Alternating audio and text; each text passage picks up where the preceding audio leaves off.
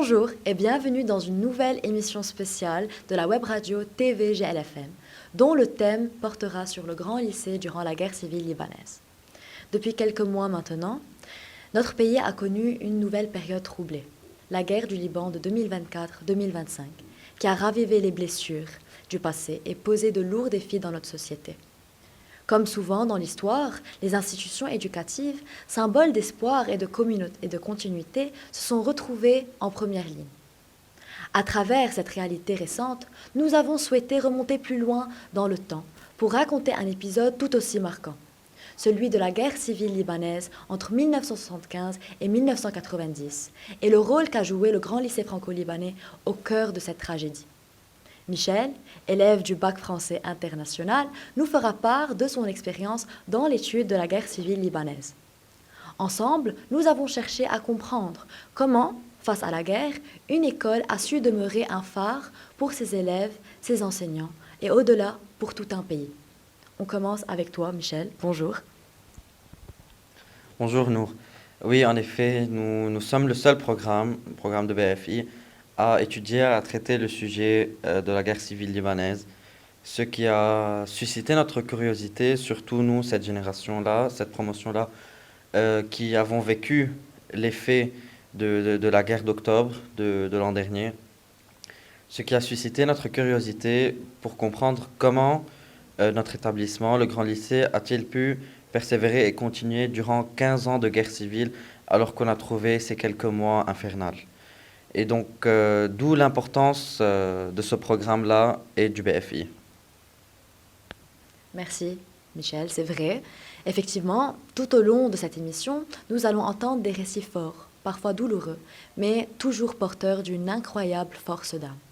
D'ailleurs, Michel, tu seras avec nous plus tard avec ton invité. Ces voix, ce sont celles d'hommes et de femmes qui, malgré les combats, les conflits, les exils, ont continué à croire en l'éducation, en la culture et en l'avenir. À travers leurs souvenirs au Grand Lycée pendant la guerre civile, nous découvrirons comment l'école a su s'adapter, à survivre et même transmettre l'espoir dans les jours les plus sombres. Ces témoignages sont un hommage vivant à l'esprit de la persévérance qui anime notre établissement depuis des décennies. Aujourd'hui, vu la situation actuelle, écoutons ce que nos jeunes lycéens racontent. Car la Nensa les Imnetzakkar, le tout dans le but d'affronter l'amnésie mémorielle et de créer une mémoire collective qui nous unit. بتذكر بالوقت الحالي في مرحلة وين حددوا حدنا ما كنا كثير عارفين وين رح يضربوا كل شيء وكان علينا نترك البيت تركنا البيت وحدنا في مدارس وين في كثير لاجئين قاعدين بتذكر شفنا بالطريق اكثر شي 200 300 حدا قاعد عم يمشوا عم يهربوا من المنطقه مشيت من هذا القصر شفناها هيدا شيء اكثر من مره. كنا بالصف معي سيدة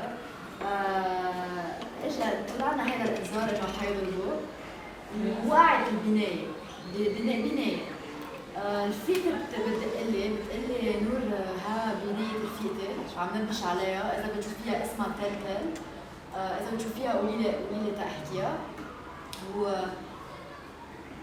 وقت نزلت هالبناية يعني حسينا كأنه نزلت بنايتنا يعني حسينا معها وسيتي كيكو شوز دو تري توشون لانه هيدا بيت يعني بتعيش فيه خلقت فيه عم تكبر فيه كل غراضها فيها وفي عندها اهلها هونيك يعني ce n'est pas rien c'est sa maison elle vit dedans يعني elle a vécu toute une partie de sa vie là-bas c'est pas évident que d'un jour au lendemain qu'il tourne comme ça.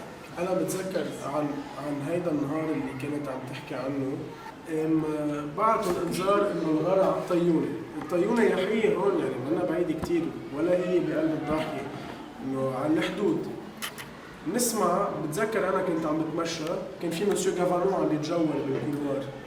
نسمع الصوت هيك أول شي صوت الطيران أول مرة بسمعوا هلات بيقولوا بيقطع هيك نسمع هيك وبعدين بوف وبترج المدرسة وبتبلش ترج الأرض فينا.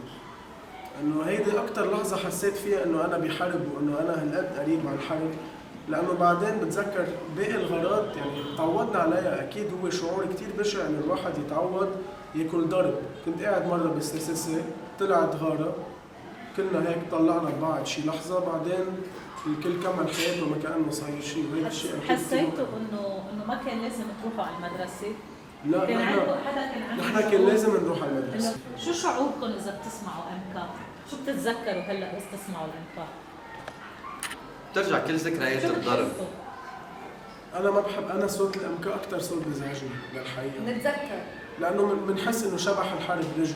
يعني بنكون أنا بتذكر كنت بالتونيل بين الباتيمون سي والباتيمون جي، عم برجع على صف مدام داوود، طلع الأمكا هيك وكان قريب كتير وكان مزعج، مع إنه الحرب كان لها شي شهر ونص منتهية. نسمع صوت الأمكا من بعد وقف إطلاق النار، الحرب ما خلصت يعني. نسمع الأمكا ونتذكر كل شيء، الغارات، الضرب، العنف، الدم، الموت، كل الذكريات بترجع. يلي بيزعج اكثر شيء بوجود الامكا هو انه نحن تعودنا عليه. يعني صار اليوم يلي بيسمع الامكا مثل عم بيسمع اي صوت، مثل اصوات السيارات، مثل ضجيج المدينه. بقى نحن انه نتعود على الصوت هيدا شيء غلط كثير. نتعود على الحرب وتصير الحرب جزء من اللايف ستايل تبعنا، هيدا شيء غلط جدا. بقى لازم نطلع من هالثقافه هيدي، نرفض ثقافه الحرب، نرفض ثقافه الموت، ونتحرر منها حتى ننتقل على ثقافه احلى، ثقافه الحياه، ثقافه التثقف، ثقافه العلم. Un vécu qui se répète. Un point en arrière avec Monsieur Limonier pour voir comment le lycée a survécu cette période. Bonjour à tous. Merci de me donner la parole. Elle sera brève. Ashrafieh est sous le choc. Les voitures autour du lycée sont brûlées. Les gens se font rares, terrés chez eux ou dans les sous-sols. Au coin de la rue sont les orgues de Staline, à l'entrée des classes maternelles. Le ciel nocturne s'étoile de fusées éclairantes.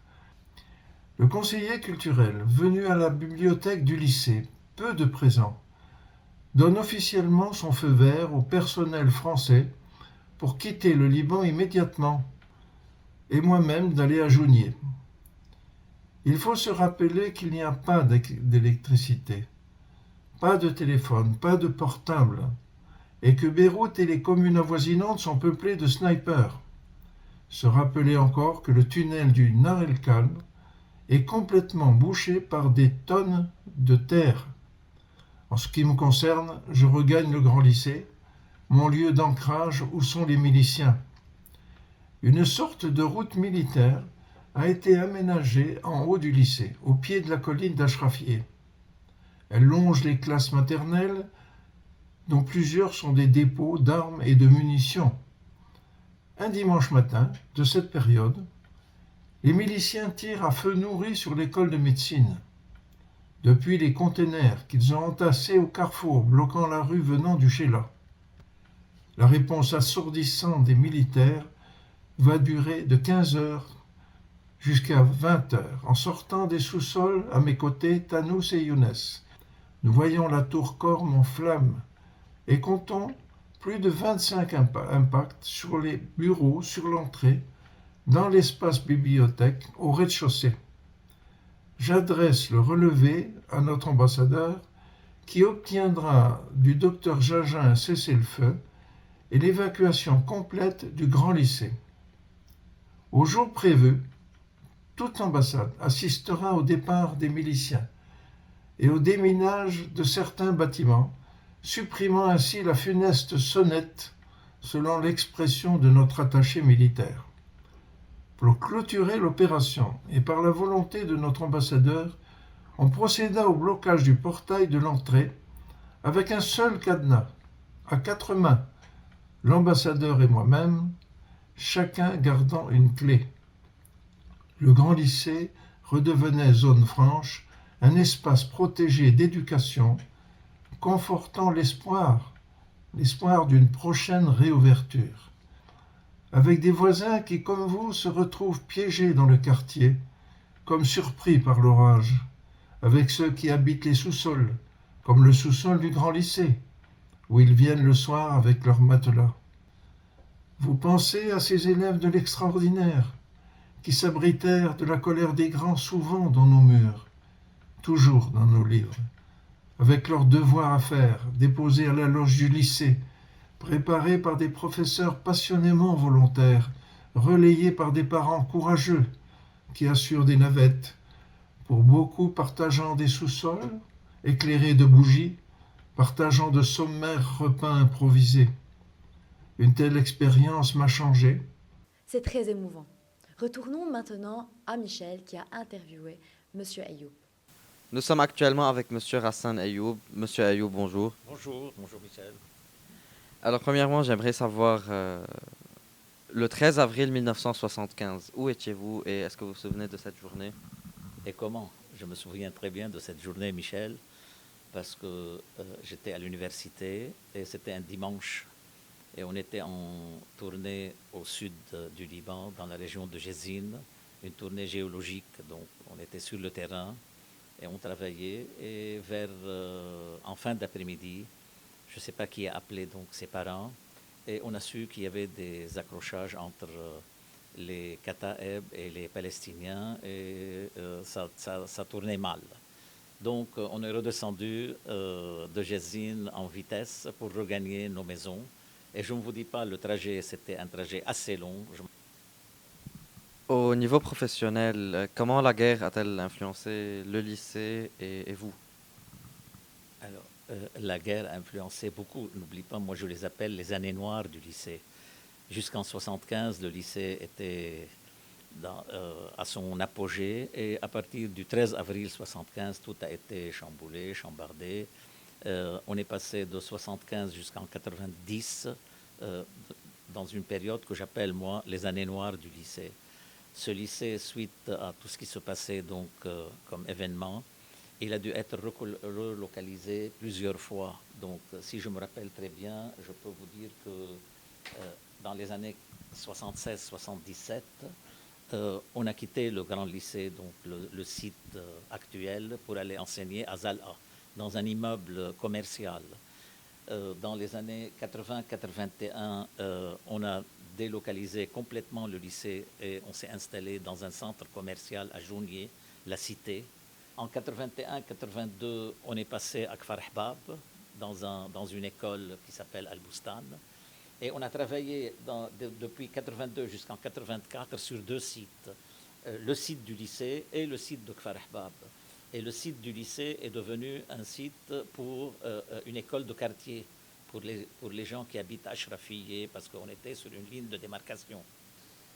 En 84-85, il y a eu un retour, mais ça n'a pas continué. On est allé dans l'école des trois docteurs.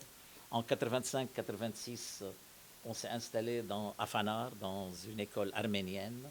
En 88-89, une partie des élèves, les secondaires, étaient à Jamhour, au collège Notre-Dame de Jamhour, et une autre partie à Hazmiye, chez l'école des mékétaristes de Hazmiye, jusqu'en 90. Et en 91, on a regagné le grand lycée. Comment faisiez-vous pour atteindre le lycée, que ce soit vous ou les élèves ou tout le personnel, pour atteindre le lycée, pour atteindre cette zone qui était comme un no man's land? Alors, il faut dire qu'en 75, la rentrée 75 au lycée, il y avait dans les 2450 élèves. Et depuis, ça a commencé à chuter. Il y en a qui ont voyagé, d'autres qui ont quitté le pays, d'autres qui sont allés dans d'autres établissements. Et durant toute cette période de la guerre, on a chuté de presque plus que 1000-1500 élèves. Donc on est arrivé à 1200 élèves. Alors, tu me dis, Michel, comment on venait au lycée? On venait au lycée, on essayait de venir le plus possible. Maintenant, il y a peut-être des profs qui ne venaient pas tous les jours, mais on ne prenait pas les routes qui longeaient la ligne de démarcation. On essayait de rentrer par les petites ruelles, parce que même l'entrée au lycée, elle était assez critique, parce qu'il y avait des tirs qui venaient du côté du musée. Donc, et même sur l'entrée principale du lycée, il y avait une tranchée que les miliciens avaient creusée pour qu'on puisse traverser sans être vu du côté du musée. Alors je pense que ça n'aurait pas dû être facile. J'aimerais savoir, durant les cours et en cas de bombardement subi, quel était le protocole adopté? Où alliez-vous? Le protocole, c'était facile, Michel. On avait aboli tout le bâtiment C. Donc, on ne travaillait pas dans le bâtiment C qui est là en face. On travaillait dans les classes qui sont au premier étage, mais bâtiment B et A. Et on travaillait à tout le bâtiment C, la cour, il y avait des sacs de sable. Donc pour que les élèves puissent jouer et ne pas être vus du côté de Ras El Naba. D'accord. Et maintenant, j'aimerais un peu aller vers le côté personnel. Comment ce début de guerre et comment cette guerre en général vous quel impact a-t-elle eu sur votre personne? Alors c'est très facile. L'impact qui a été, elle était impact sur toute ma vie professionnelle. Parce que je te disais que moi j'ai commencé ma vie professionnelle par hasard. J'ai rencontré le proviseur du lycée fin 75 et il m'a proposé d'enseigner parce que la plupart des enseignants français avaient quitté le pays et il avait besoin d'enseignants. Oui, donc jusqu'à ce jour-là, on peut remarquer ceci. Alors, oui, bien sûr. Alors, Monsieur Ayoub, je vous remercie pour cette expérience dont vous nous avez fait part et on revient chez nous. Merci Michel. On continue maintenant avec Johan et son interview avec Monsieur Traboulsi. Bonjour, je suis aujourd'hui avec Monsieur Elie Traboulsi. Monsieur, pouvez-vous nous faire une petite introduction sur vous-même? Bon, je suis Elie Traboulsi. J'ai commencé au Grand Lycée à partir de septembre 1985. Voilà, j'ai été surveillant, puis après quelques années, j'ai été aussi nommé conseiller d'éducation, et puis quelques années après, j'ai été nommé conseiller principal d'éducation. C'est ma 40e année au lycée, Johan. Donc vous avez expériencé la guerre civile au Grand Lycée franco-libanais, c'est en effet? Oui, depuis 85, oui, bien sûr. Oui. Donc, durant cette période difficile, comment arrivez-vous à organiser les examens et les cours pendant qu'il y avait les coupures d'électricité, les blocages des routes? Oui, pour l'électricité, il y avait un générateur, d'accord, au Grand Lycée. La mission laïque l'a assuré. Par contre, pour les cours et tout ça, ça a été la responsabilité du censeur à l'époque, qui était M. Georges Dubois, avec mon collègue Diab Ferzi, qui était en train de travailler les emplois du temps avec lui. Voilà. Et pour les routes et tout ça, c'était tout le monde avait envie de continuer, que ce soit les parents pour que leurs enfants ne ratent pas l'année scolaire, et pour nous, c'est d'être à la hauteur de la confiance accordée par notre direction. Tout le monde a sacrifié. Donc, durant cette période difficile, mentalement pour les enfants et pour les parents, avez-vous l'impression que l'école était une sorte de refuge où on oubliait un peu la guerre? Certainement, surtout par rapport à l'ambiance de la société scolaire de notre établissement, qui était une société où la laïcité régnait et qu'il y avait un respect mutuel entre les élèves. Et c'était très, très, très rare à l'extérieur, mais il le retrouvait ici au sein de l'établissement. Donc, est-ce qu'il y a eu des moments durant la guerre où vous avez pensé que le lycée allait fermer définitivement? Définitivement oui, surtout après 5 ans de mon arrivée, parce que le proviseur à l'époque ne croyait plus à la continuité de notre établissement, parce que l'établissement était éparpillé à plusieurs endroits. Il y avait Ashrafieh, il y avait Hazmieh, il y avait Jamhour, et il y avait aussi lycée à l'époque Kfar Ahbab, qui est devenu maintenant une salle de Nahar Ibrahim. Et on avait eu un censeur qui était M. Georges Dubois à l'époque, qui a compté sur nous, qui a dit qu'il faut venir, même s'il n'y avait pas le salaire de mois de mai, mais surtout, ne montrez pas que l'établissement ne peut pas vivre. Et on a fait le nécessaire, on a beaucoup sacrifié. Mon salaire, parfois, il était 20 litres d'essence, à ce point. Et on a fait le nécessaire afin d'éviter et sauver la situation. Et quand je la vois maintenant, j'ai un intérieur, une satisfaction énorme. Donc, durant cette période difficile, est-ce qu'il y a eu des moments spécifiques d'élèves ou de collègues qui vous ont marqué? Bien sûr, il y avait des élèves héros qui étaient avec nous parce que les élèves, par exemple, de terminale à l'époque, étaient à côté de l'établissement. Si jamais il y a n'importe quel problème de sécurité, ils étaient à côté de nous, ils passaient, montaient, chercher les élèves et tout ça. Et ils sacrifiaient de rester, et parfois on est resté à l'abri avec quelques élèves une nuit ou 2 nuits pour essayer après de rentrer chez nous. Il y a eu tout franchement. Donc vous avez expériencé tout cela durant la guerre civile dans les années 80 et 90. Et aujourd'hui, en tant que CPE, vous expériencez une autre crise de guerre. Qu'est-ce que cela fait d'aujourd'hui d'entendre ces bombardements pour les élèves et même pas si loin du lycée. Oui, certainement, mais maintenant, elle est ciblée. C'est pas comme l'autre guerre. L'autre guerre, on ne sait pas. C'était parfois entre armées et au sein de la région. Au sein de la région, il y a eu, on ne peut plus après sortir d'Achrafieh, parce que pour sortir d'Achrafieh, il fallait faire tout un. Et par exemple, le bac français, il était éparpillé. Moi, j'ai été responsable de Chanville, et M.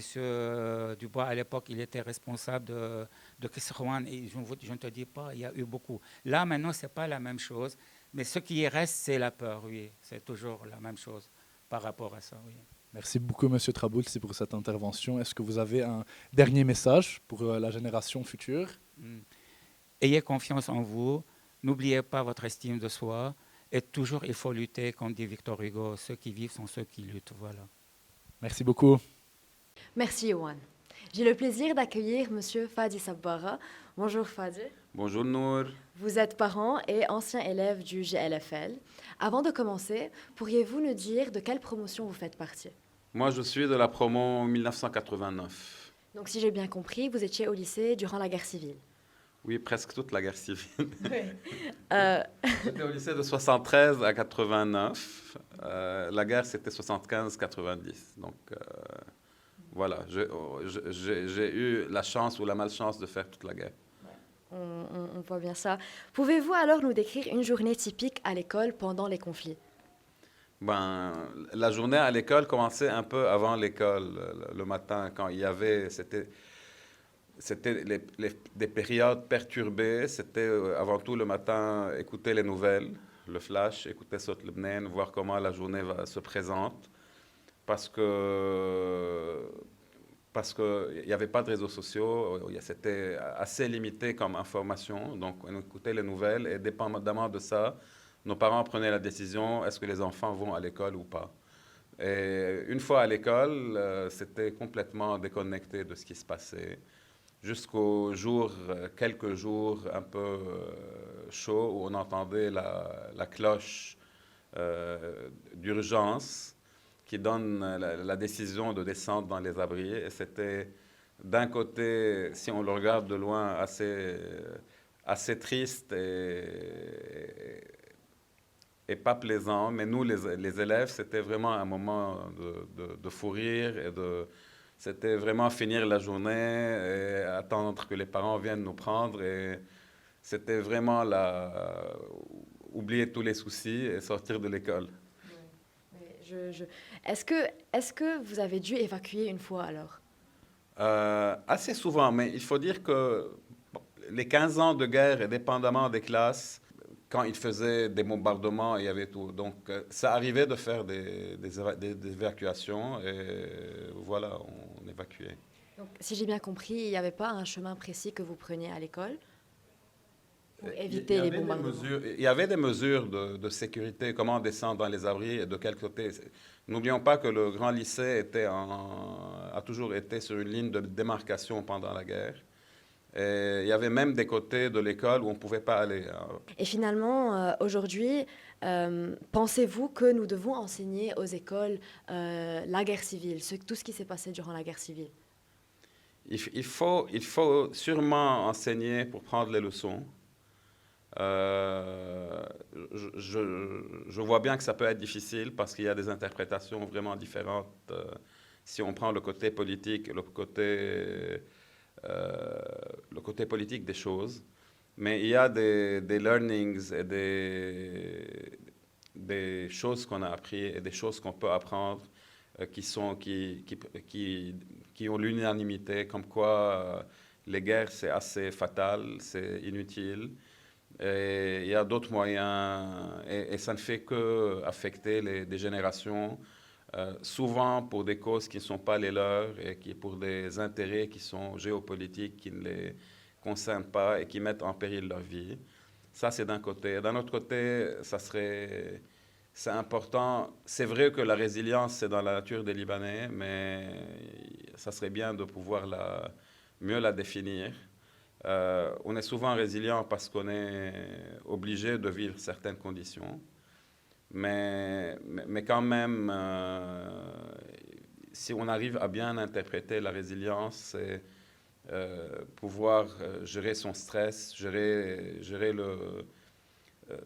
la fatalité, pas gérer la fatalité, gérer son stress, gérer la peur et trouver les bons aspects positifs et acceptables de la vie. C'est vrai, vous avez raison. Merci beaucoup d'avoir partagé vos souvenirs avec nous. Ils comptent beaucoup pour nous. Merci. Merci. Le Grand Lycée franco-libanais, depuis sa création, est bien plus qu'une institution éducative. Il est le symbole de la persévérance et de la résilience. À travers les crises, les guerres et les épreuves, il a su maintenir sa mission. Former des générations ouvertes sur le monde, ancrées dans la culture et le dialogue. Les souvenirs que nous avons partagés aujourd'hui démontrent sa force unique. Merci de nous avoir suivis et à bientôt.